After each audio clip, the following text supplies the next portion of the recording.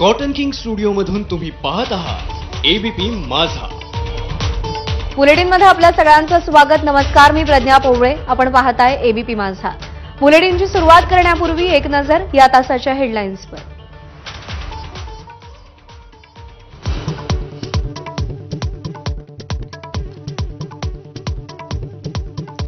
देशाच्या उपराष्ट्रपती पदासाठी आज निवडणूक। सीपी राधाकृष्णन आणि सुदर्शन रेड्डी यांच्यात थेट लढत। बीआरएस आणि बीजेडीचा मतदानापासून दूर राहण्याचा निर्णय। इंडिया आघाडीला धक्का।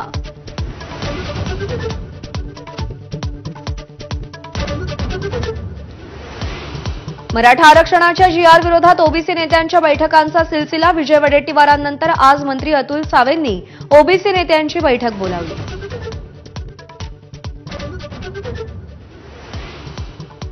विधान परिषदेच्या विरोधी पक्षनेतेपदासाठी महाविकास आघाडीची मातोश्रीवर खलबतं। संख्याबळाच्या जोरावर काँग्रेसची मोर्चे बांधणी। सतेज पाटलांचं नाव चर्चेत।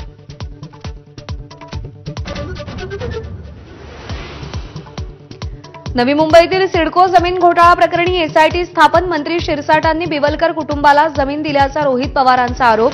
तर यशवंत बिवलकरांची आज पत्रकार परिषद।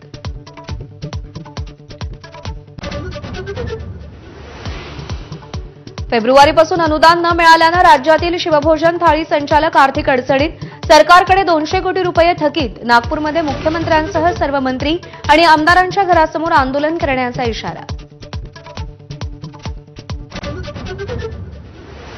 डोंबिवलीतील समर्थ अपार्टमेंटवरील कारवाईविरोधात गोंधळ। एबीपी माझाच्या बातमीनंतर तोडक कारवाईला स्थगिती। महानगरपालिका आयुक्तांची माहिती।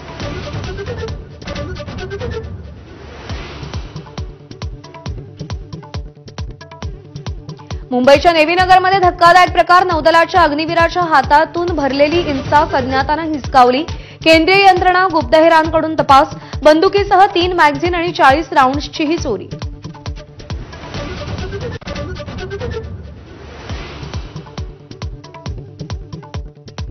पुण्यातील आयुष कोमकर हत्या प्रकरणात बंडू आंदेकरसह 6 जणांना अटक।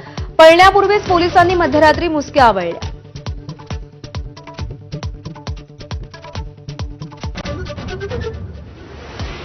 पंतप्रधान मोदींकडून आज पंजाब आणि हिमाचल प्रदेशातील पूरग्रस्त भागांची पाहणी। हिमाचल, गुरदासपूर आणि पंजाबमधील अधिकाऱ्यांसोबत आढावा बैठकही घेणार।